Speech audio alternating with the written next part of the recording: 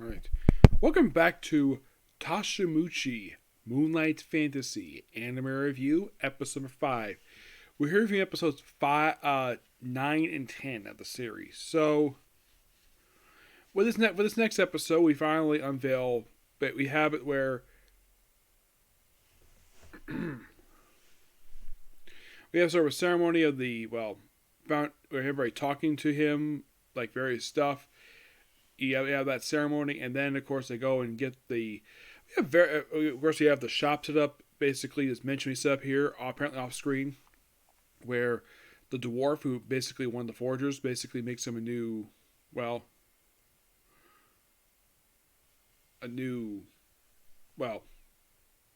can't forget what he basically made. Well, basically has a drink with him, and of course, trying to restore. He basically sets up, and later on we see where Toei and Maname, where they basically take, the master's left, didn't come back. And they find out what's going on here. Apparently, the way he's been practicing with a bow on a demonic plane, apparently the demonic plane's gone bigger, and the constellations look different. Yeah, apparently, whenever he has to focus, apparently he just sort of disappears and reappears. Kind of dies and comes back, which is interesting. So, apparently he's on level not of the monsters, he's basically on level of a goddess. So, unintentionally he's been dying and resurrecting multiple times. And also, the gauntlet he's wearing, like a lot of, it basically is like the rings he's wearing, like he's basically had like 5 rings now. And apparently they've gotten full because his mind has gotten bigger. So basically he gets 2 of them now, 2 gauntlets on both hands. So, it's like a ring attached with chains on one hand and chains on the other. Yep.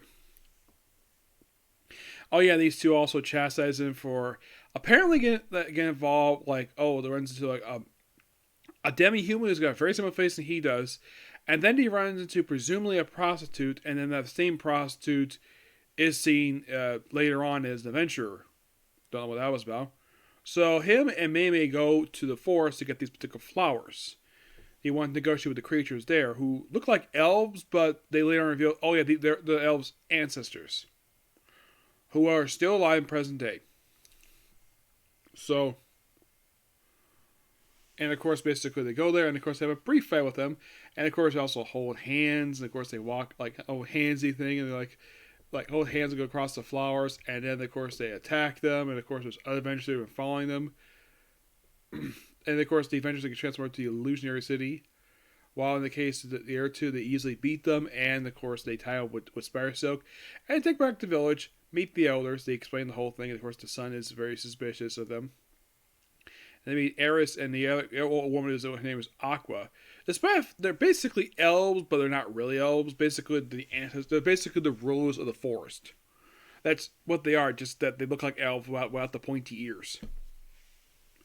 Yeah, elves all but name and appearance, but they they remind me of dark elves, but without the pointy ears. Yes. Of course, you have Sadie White off here, just acting like a child. Yeah, I'm wondering if basically he tends to talk to her. I wonder if he gets to talk to her about that.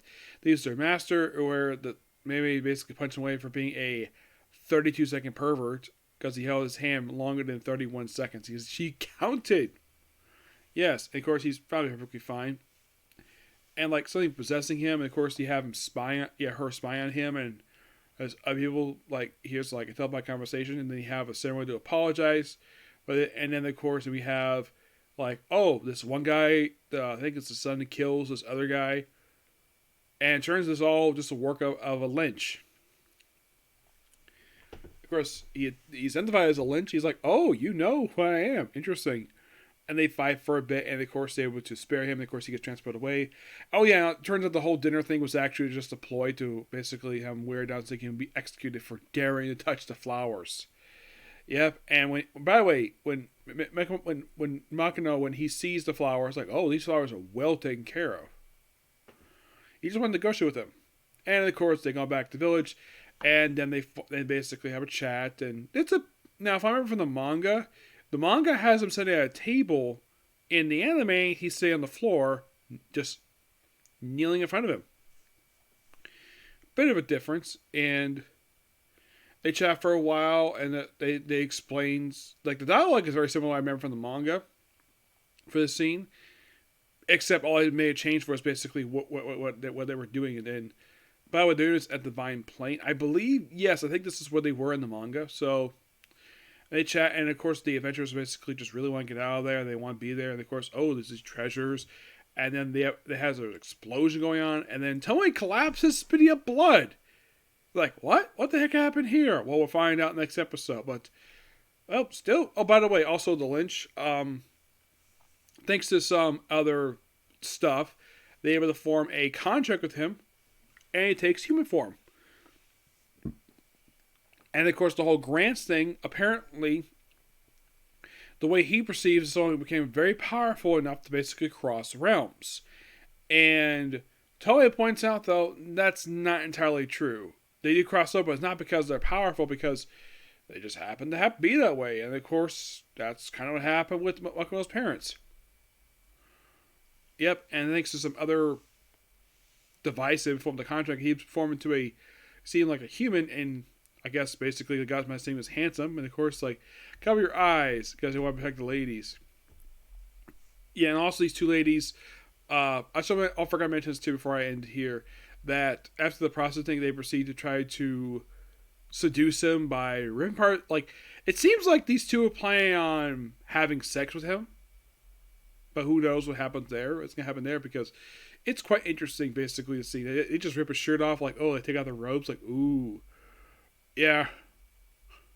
And of course, basically, Emma's like not questioning the fact what the heck happened, like, just okay, fine. You just basically had business with Tomei and Mei. Yep. And that happened before the ending of the episode, but still, two really good episodes. Looking forward to watching the last two. Yes, I'm going to stop at the last two because there is a second season already airing right now, but no dub for it yet.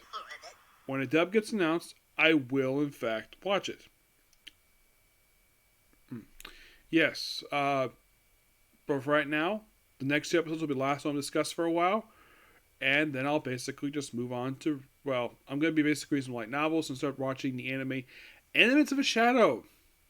Yes, I decided to pick this one mainly because basically there's a lot of hype for this one, especially since basically this movie coming out really soon. So I figured, though, why not check it out? Yeah, why not? Yep. Next video, which we another one, the last one of this one for a bit. Okay, bye. Oh, almost forgot this. Please be sure to like, comment, and subscribe. Bye.